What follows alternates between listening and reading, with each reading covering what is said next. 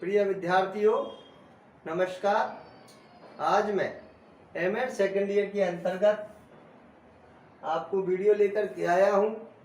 उसमें मेरा आज का विषय है अध्यापक शिक्षा, टीचर एजुकेशन। और आज का जो टॉपिक है प्रमुख आधारभूत शिक्षण कौशल। प्रमुख आधारभूत शिक्षण कौशल एक भावी अध्यापक में, छात्र अध्यापक में किस प्रकार से हम अपना सकते हैं, किस प्रकार इनका प्रयोग किया जा सकता है, किस प्रकार आधारभूत शिक्षण कौशलों को उनको सीखना चाहिए, जो कि जब वो अध्यापक बने इनका वो प्रयोग करते हुए छात्रों को अच्छा स्थायी ज्ञान दे सके और सर्वांगीण विकास छात्रों का कर सके। इसलिए हम ट्रेनिंग के दौरान भावी अध्यापकों को, छात्र अध्यापकों को इन आधारभूत शिक्षणों को सिखाते हैं, आधारभूत कौशलों को सिखाते हैं, ताकि इन कौशलों को सीख करके छात्र अध्यापक अच्छा ज्ञान लेकर के जब अध्यापन कार्य में वो जाएं तो ठीक प्रकार से बच्चों का शिक्षण करा सके। इसलिए एक एक कौशल को आज हम समझने का प्रयास करेंगे और मैं एक एक कौशल को आपको समझाने का प्रयास करूंगा। तो पहला बिंदु है लेखन कौशल।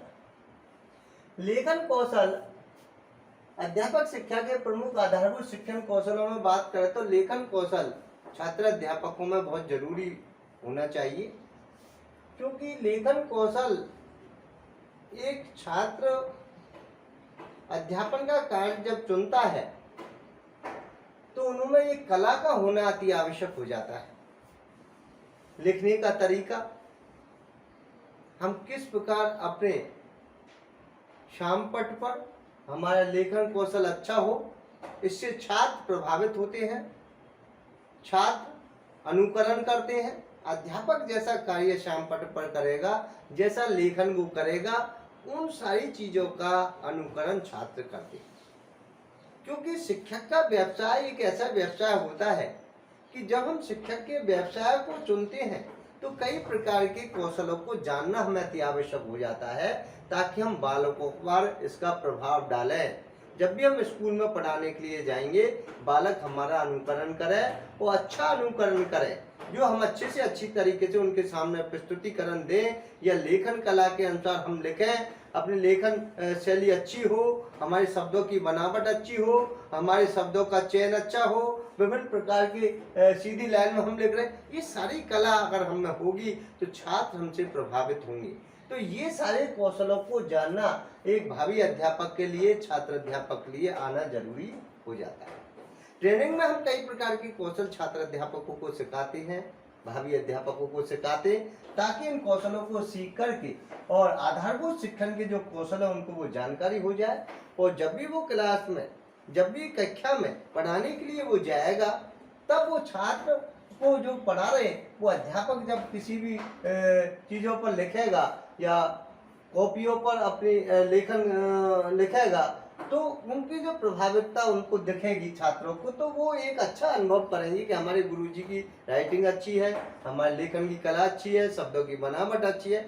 इस प्रकार से छात्र अनुकरण उनका करेंगे और वो भी ऐसा बनने का प्रयास करेंगे ताकि उन कला के अनुसार वो जान जाए और सीख जाए। ये आधारभूत शिक्षण कौशल के अंतर्गत आता है। दूसरा है विषय वस्तु का संगठन। विषय वस्तु का संगठन भी इस प्रकार से करना चाहिए, जो भी हम विषय वस्तु का चयन करें उसका संगठन अच्छा हो। अच्छी विषय वस्तु का चयन हम करें, उसका संगठन ठीक प्रकार से करें, पाठ्य योजना अच्छी बनाएं, पाठ्य योजना बनाते हुए ऐसी योजना बनाने का प्रयास हम करें ताकि जब हम पढ़ाने के लिए, अभ्यास के लिए हम स्कूलों में जाते हैं, विद्यालय में हमारा चयन होता है, अध्यापक पद हम ग्रहण करते हैं, तब हम विषय वस्तु के संगठन की योग्यता हमें आनी चाहिए, उसका विकास करना हमें आना चाहिए, उसकी विषय वस्तु के चयन की योग्यता हमें होनी चाहिए। तो विषय वस्तु का संगठन हमें इस प्रकार से करना चाहिए कि अच्छी से अच्छी विषय वस्तु को हम उसमें सम्मिलित करें, विभिन्न प्रकार के शिक्षण बिंदु को सम्मिलित करते हुए ऐसी पाठ्य योजना का निर्माण करें ताकि सरल तरीके से हम बालकों को इन चीज़ों को सिखा सकें, उन चीज़ों से बालक रूबरू हो जाए और सहज तरीके से उस विषय वस्तु को समझ में आ जाए। ऐसी कला भी एक छात्र अध्यापक में होनी चाहिए, भावी अध्यापक में होनी चाहिए। जब तक ये कला उनमें नहीं होगी तब तक ये कार्य नहीं चलेगा। अगला है पाठ का प्रस्तुतिकरण। पाठ का प्रस्तुतिकरण करने का भी तरीका एक भावी अध्यापक में या छात्र अध्यापक में आना जरूरी हो जाता। पाठ का प्रस्तुतिकरण में जिस प्रकार का पाठ है उस प्रकार का उतार चढ़ाव छात्र अध्यापकों को करना जरूरी हो जाता है। उस प्रकार से विधि प्रविधि का प्रयोग करना जरूरी हो जाता है। इस प्रकार से छात्रों के अनुसार रोचकता लिए हुए उस पाठ का प्रस्तुतिकरण हमें करना चाहिए। ये विषय वस्तु के आधार पर जैसी विषय वस्तु पाठ की होगी, छात्र अध्यापक को उस विषय वस्तु के आधार पर अनुकरण करना चाहिए। उस विषय वस्तु के अनुसार भूमिका निभानी चाहिए। किस प्रकार से हमें पाठ के उतार चढ़ाव का ध्यान दे, लय और स्वर का हम ध्यान दे, किस प्रकार से हम बच्चों को सरल भाषा में उसको पाठ का प्रस्तुतिकरण कर सकते हैं, ये सारी बात उनमें जब तक नहीं सीखी जाएगी, उनमें ये चीजें हम नहीं डेवलपमेंट करेंगे, तब तक छात्र अध्यापक में ये विकास होना असंभव माना जाता है। इसलिए हम ट्रेनिंगों में विभिन्न प्रकार के कौशलों को देने का प्रयास करते हैं। जब हम प्रमुख आधारभूत शिक्षण कौशलों की बात करते हैं तो पाठ के विकास का भी होना अति आवश्यक हो जाता है। ऐसे कौशल का प्रस्तुतिकरण कौशल का आना भी जरूरी हो जाता है ताकि छात्र अध्यापक पाठ का प्रस्तुतिकरण ठीक प्रकार से कर सके, अपनी बात छात्रों तक पहुंचाने में सक्षम हो सके, अपनी बात ठीक प्रकार से छात्र तक पहुंच जाए, संप्रेषण कला उनमें हो। जब तक संप्रेषण की कला छात्रों में नहीं होगी, छात्र अध्यापकों में नहीं होगी, तब तक वो पाठ का प्रस्तुतिकरण ठीक प्रकार से नहीं कर पाएंगे। इसलिए हमें छात्र अध्यापकों को सिखाने का प्रयास हम करते हैं ट्रेनिंग के दौरान, प्रशिक्षण के दौरान, ताकि वो इन कौशलों को सीखते हुए पाठ का प्रस्तुतिकरण करें, पाठ में विकास ठीक प्रकार से कर सके, छात्रों को सहज भाषा में समझ में आ जाए, छात्रों को एक बार पढ़ाने में वो पाठ समझ में आ जाए। ऐसे अध्यापकों के लिए गुण हमारे बताए जाते हैं, ऐसी कला बताई जाती है, ऐसे कौशल सिखाए जाते हैं ताकि पाठ का विकास ठीक प्रकार से वो कक्षा में कर सके। तो ये भी एक कौशलों का निर्माण भी इसके अंतर्गत किया जाता है, कौशलों को बताया जाता है। अगला है कक्षा कक्ष प्रबंध। कक्षा कक्ष का प्रबंध भी हमें छात्र अध्यापकों को आना जरूरी हो जाता है, प्यूपल टीचर को आना जरूरी हो जाता है। जब हम ट्रेनिंग उनको देते हैं तो कक्षा कक्ष की प्रबंधन की बात भी हम करते हैं। किस प्रकार से कक्षा कक्ष का प्रबंध करें, किस प्रकार से छात्रों की बैठक व्यवस्था करें, किस प्रकार कक्षा कक्ष का वातावरण ठीक प्रकार से है नहीं उसकी व्यवस्था करें, ठीक प्रकार से फर्नीचर है या नहीं, बैठक व्यवस्था किस प्रकार से छात्र बैठे उनकी देख रेख करें, किस प्रकार से हम श्यामपट जो लगा हुआ वो सही ढंग से लगा हुआ है या नहीं, ताकि श्यामपट पर जो सामग्री या जो चीजें हम लिख रहे हैं वो सभी छात्रों को दिखाई दे रही है नहीं। ऐसे प्रबंधन की बात भी हमें कक्षा के प्रबंधन में हम ले सकते हैं, क्योंकि जब अध्यापक किसी बात को समझाने का प्रयास श्यामपट पर करता है तो कक्षा के प्रबंधन में ये चीजें आती है कि वो जो श्यामपट पर दर्शाई गई चीज सभी छात्रों को दिखाई दे रही है या नहीं, ये सब इस कक्षा के प्रबंधन के अंतर्गत मानी जाती है। तो हमें ये सुनिश्चित हो जाना चाहिए, छात्र अध्यापक को सुनिश्चित हो जाना चाहिए कि जो भी हम व्यवस्था दे रहे हैं वो छात्रों के मुताबिक ठीक है या नहीं। अगर ठीक है तो हमारा जो प्रबंधन है वो ठीक प्रकार से है, अगर कोई कमी है तो हमें पहले से उसमें सुधार कर लेना चाहिए। तो कक्षा के प्रबंधन की अगर हम बात करें तो कई प्रकार की जानकारी हमें इसमें होनी चाहिए कि छात्रों की बैठक व्यवस्था उचित होनी चाहिए, छात्रों को तो किसी प्रकार की परेशानी नहीं हो। हमारी जो बैठक व्यवस्था के अनुसार जो दूरी है अध्यापक और छात्रों की ज्यादा दूरी नहीं हो, ताकि हमारी बात छात्रों तक ठीक प्रकार से पहुंच पा रही है। छात्र कक्षा वातावरण हमारे ठीक प्रकार से रोशनी युक्त होना चाहिए, उसका वातावरण, ताकि रोशनी पर्याप्त रूप में अंधेरा न हो, ये भी एक हमारी व्यवस्था उसमें देखनी चाहिए। हवा युक्त कमरा हमारा होना चाहिए ताकि वातावरण उसका ठीक प्रकार से हो, और छायादार कमरा होना चाहिए ताकि गर्मी महसूस न हो। ये सारी व्यवस्था जो कक्षा के अंतर्गत आती है, चौक, डस्टर, पॉइंटर, जो भी अध्यापक की सामग्री है वो भी यथास्थान पर रखी होनी चाहिए, ये भी हमें प्रबंधन उसके अंतर्गत कर लेना चाहिए। तो जो भी सामग्री है हमारी यथास्थान पर जमी हुई हो, जो भी अध्यापक वहाँ पर आए ठीक प्रकार से अपनी क्लास ले, ठीक प्रकार से उस पर प्रबंधन करते हुए अब छात्रों तक अपने ज्ञान को प्रेषित करें, तो ये सारी बातें कक्षा प्रबंधन के अंतर्गत मानी गई है। अगला है छात्रों की सहभागिता।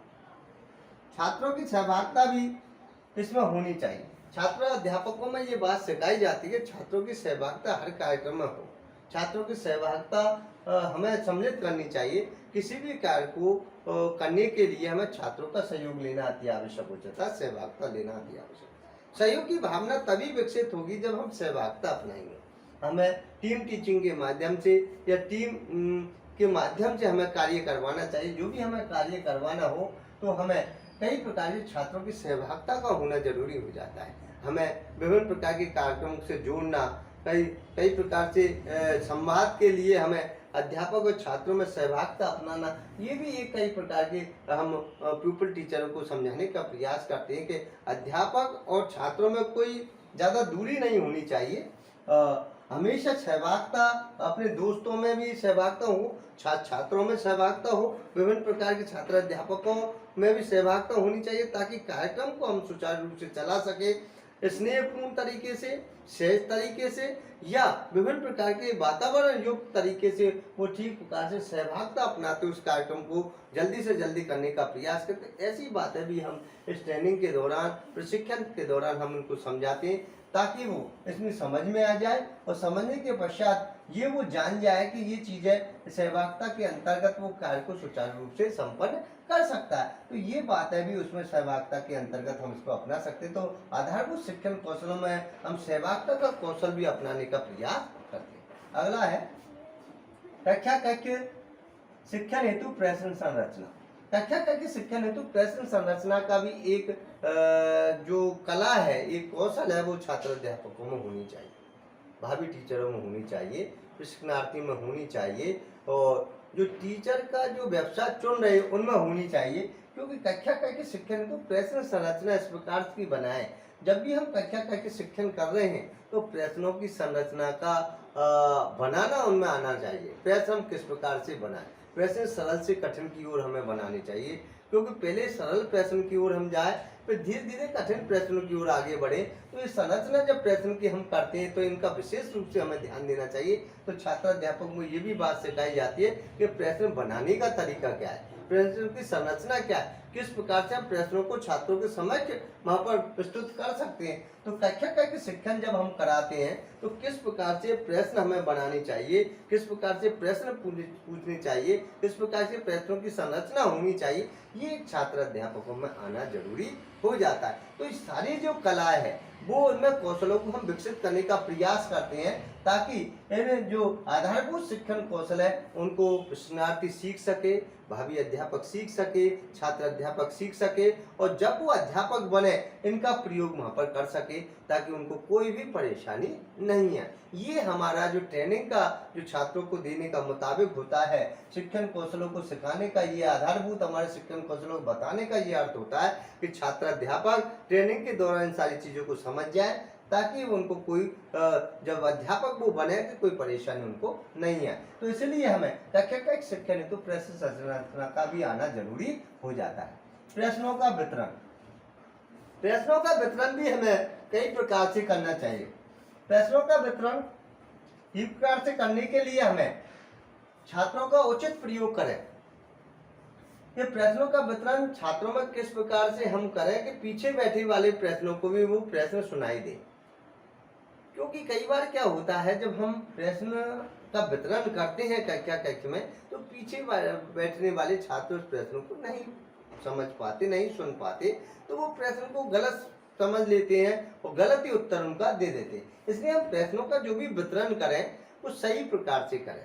आगे वाले बच्चों से भी प्रश्न पूछने चाहिए, बीच वाले बच्चों से भी प्रश्न पूछने चाहिए, और पीछे बैठने वाले बच्चों से भी प्रश्न पूछने चाहिए। तो प्रश्न वितरण करने का तरीका भी एक अध्यापक में आना चाहिए, क्योंकि छात्र अध्यापक जब अध्यापक बनता है तो कई प्रकार से, जब कक्षा कक्ष में कई प्रकार के विद्यार्थी बैठे रहते हैं, उन विद्यार्थियों में से पीछे बैठने वाले छात्रों से ये नहीं कि आप प्रश्न पूछे ही नहीं, उनसे भी हमें समय समय पर प्रश्न पूछना चाहिए, ताकि पीछे बैठने वाले छात्र भी ये समझ जाए कि हमें भी अवसर दिया गया। तो प्रश्नों का वितरण करने का एक अध्यापक का सबसे बड़ा तरीका होता है कि सभी को समान अवसर मिले, कोई भी अछूता नहीं रहे, किसी भी प्रकार के बालकों से ऐसा नहीं प्रश्न नहीं पूछे जाए, सभी को समान अवसर दिया जाना चाहिए, प्रश्नों का वितरण ठीक प्रकार से किया जाना चाहिए। ऐसे प्रश्नों के वितरण की कला भी, ऐसे शिक्षण कौशल की कला भी छात्र अध्यापक में होनी चाहिए। जब तक शिक्षण कौशल की कला छात्र अध्यापक में नहीं होगी तब तक वो प्रश्न कौशल को नहीं अपना सकता। इसलिए प्रश्न कौशल का वितरण करना उनको जरूरी आना चाहिए, और प्रश्न कौशल तभी वितरण होगा जब अध्यापक ट्रेनिंग के दौरान प्रश्न कौशल की कला सीखेगा, प्रश्न बनाने की कला सीखेगा और प्रश्न वितरण करने की कला सीखेगा, तभी अध्यापक इस कार्य को कर सकता है, भावी अध्यापक कार्य को कर सकता है, प्रश्नार्थी इस कार्य को कर सकता है, छात्र अध्यापक इस कार्य को कर सकता है। तो इसलिए प्रश्नों का वितरण भी हमें सही समय पर करना चाहिए, सभी छात्रों को करना चाहिए। इसलिए हमें कोई भी असुविधा नहीं है, हमें उत्तर की प्राप्ति भी सभी से लेनी चाहिए। सहायक सामग्री का प्रयोग, सहायक सामग्री का भी प्रयोग हमें समय समय पर करना चाहिए। सहायक सामग्री का प्रयोग जैसा हमारे आधारभूत शिक्षण के कौशल में जब हम सिखाते तो सहायक सामग्री बनाना भी सिखाते, सहायक सामग्री का प्रयोग करना भी सिखाते। सहायक सामग्री विषय वस्तु के आधार पर किस प्रकार से प्रयोग किया जाए, किस प्रकार शिक्षण बिंदु के आधार पर सहायक सामग्री को बनाया जाए, किस प्रकार से सहायक सामग्री को टांगा जाए, किस प्रकार से संकेतक के माध्यम से सहायक सामग्री को समझाया जाए, किस प्रकार से हम सहायक सामग्री के माध्यम से छात्रों से उत्तर प्राप्ति भी कर सकते हैं, ये सारी चीजें सहायक सामग्री प्रयोग के आना चाहिए भावी अध्यापक में छात्र जब। तो ट्रेनिंग के दौरान हम सारी चीजों को इसके अंतर्गत आधारभूत शिक्षण में जब हम समझाते हैं तो कई सहायक सामग्री का प्रयोग की बातें भी आती है।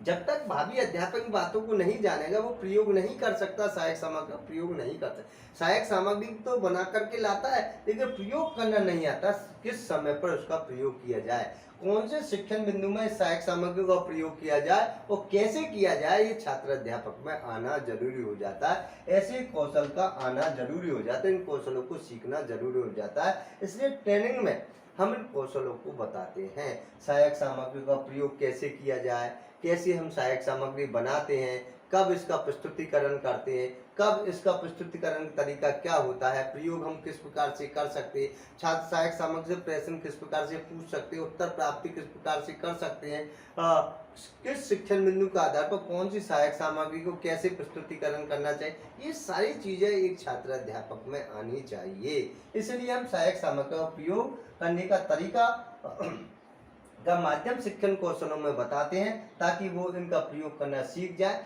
इसलिए भावी अध्यापकों में ये आना, हम ट्रेनिंग में जब उनको ट्रेनिंग देते हैं, जो कॉलेजों के माध्यम से प्रशिक्षणार्थी प्रशिक्षण के माध्यम से जब ट्रेनिंग लेता है तो कई प्रकार से प्रोफेसरों के द्वारा या गुरुजनों के द्वारा कई प्रकार की जानकारी उनको दी जाती है ताकि वो जब अध्यापक बने तो इस प्रकार की सहायक सामग्री का प्रयोग करना उनको आ जाए, ताकि एक स्थायी ज्ञान बच्चों को मिल जाए। जो भी छात्र अध्यापक को पढ़ाने के लिए जब स्कूलों में जाएंगे तो जो अध्यापक और छात्रों में जो पढ़ाई का जब माध्यम चलेगा तो छात्र जब पढ़ेंगे तो वो स्थायी ज्ञान उनको प्राप्त होगा, सहायक सामग्री से अच्छी शिक्षा वो ग्रहण करेंगे, स्थायी ज्ञान विषय वस्तु को उनको प्राप्त होगा। तो ये सारा माध्यम है, सहायक सामग्री का प्रयोग करने का तरीका उनको आना चाहिए ताकि बच्चों को अच्छा से अच्छा लाभ उनको मिल सके। अगला है दृष्टांत कौशल। समय समय पर हमें दृष्टांत कौशल का भी प्रयोग करना चाहिए, उदाहरण कौशल भी हमें देते रहना चाहिए।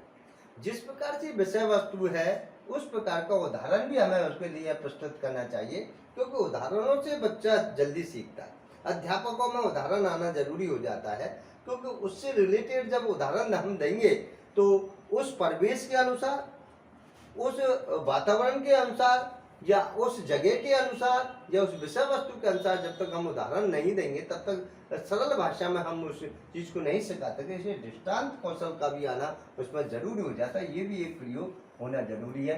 तो आधारभूत शिक्षण में एक भावी टीचर में भी ये कौशलों को अपनाना जरूरी हो जाता है।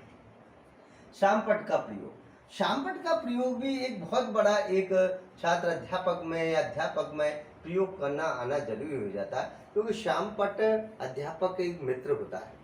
शामपट के बिना अध्यापक अधूरा है। जब तक शामपट नहीं है अध्यापक अपनी किसी भी बात को, किसी भी शब्दों को या बच्चों तक प्रस्तुत करने में या लेखन कला जब तक शामपट नहीं वो बता नहीं सकता। इसलिए शामपट अध्यापक का सबसे प्रिय मित्र कहलाता है। शामपट के बिना अध्यापक अधूरा रहता है। जब तक कक्षा में शामपट नहीं है अध्यापक अधूरा अपने आप को मानता है। इसलिए हमें शामपट एक अध्यापक के मित्र के रूप में माना गया है। शामपट से अध्यापक प्रदर्शन कर सकता है। शामपट के द्वारा अध्यापक अपनी बात को रख सकता है। शामपट में लेखन कला के द्वारा प्रस्तुतिकरण कर सकता है। शामपट के शब्दों को लिख सकता है। शामपट के कठिन शब्दों को लिख सकता है, तो डायग्राम बना सकता है। तो कई प्रकार से हम इसका प्रयोग कर सकते हैं। तो शामपट का जो प्रयोग है एक अध्यापक में, भावी अध्यापक में आना जरूरी हो जाता है। जब तक शामपट का प्रयोग करना नहीं आएगा वो अध्यापक अधूरा है। अब शामपट का प्रयोग कैसे करें? शामपट कई प्रकार के होते हैं। आज हम देखते हैं व्हाइट पट्टी पर हम लिख रहे हैं क्योंकि ये मार्कर पेन से लिख रहे हैं। पहले शामपट का है, ब्लैक कलर का जो था उसका नाम शामपट माना जाता था, तो काले कलर का होता था, इसलिए शामपट का नाम हम लेते हैं। और शिक्षण में सबसे ज्यादा प्रयोग इसमें ही शामपट का किया जाता है।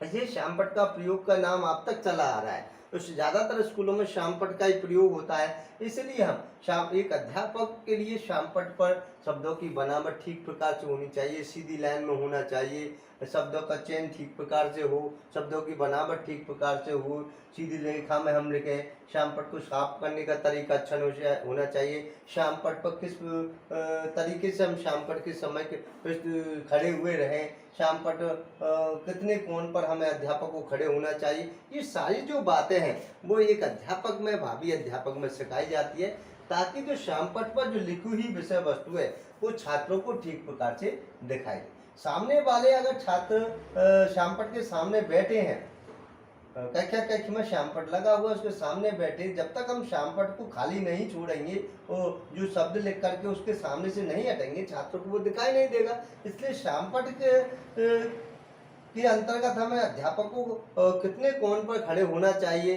कैसे खड़ा होना चाहिए, क्या लिखना चाहिए, क्या विषय वस्तु का प्रयोग उसमें करना, ये तरीका उसमें आना चाहिए। ये सारी चीजें ट्रेनिंग के दौरान हम बताते हैं। इसके लिए शामपट का प्रयोग करना एक अध्यापक में आना जरूरी है। जब तक ये प्रयोग नहीं आएगा तब तक छात्रों को हम ठीक प्रकार से शामपट के बारे में नहीं बता सकते, और इसका प्रयोग करना जब तक नहीं आएगा तब तक हम शामपट का प्रयोग नहीं कर सकते। इसलिए ट्रेनिंग के दौरान हम शामपट का ज्ञान समय समय पर देते हैं। ये भी एक बात। पुनर्वलन कौशल, और समय समय पर जो भी हमने कोई बात बताई है या सिखाई है, और सिखाने के पश्चात जो भी हम कुछ पूछते हैं बच्चों से या स्कूल में, तो छात्र अध्यापकों को ये भी बात बताई गई है कि पुनर्वलन हमें छात्रों को देना चाहिए, शाबाशी हमें छात्रों को देनी चाहिए। ये सारी चीजें आती है, इसलिए हमें समय समय पुनर्वलन कौशल का भी प्रयोग करना चाहिए। और प्रयोग करते हुए हमें पुनर्वलन कौशल में ये चीज ध्यान रखना चाहिए कि जब भी हम कोई प्रश्न पूछ रहे हैं और प्रश्न पूछने के बाद जब उत्तर प्राप्ति हो जाती है,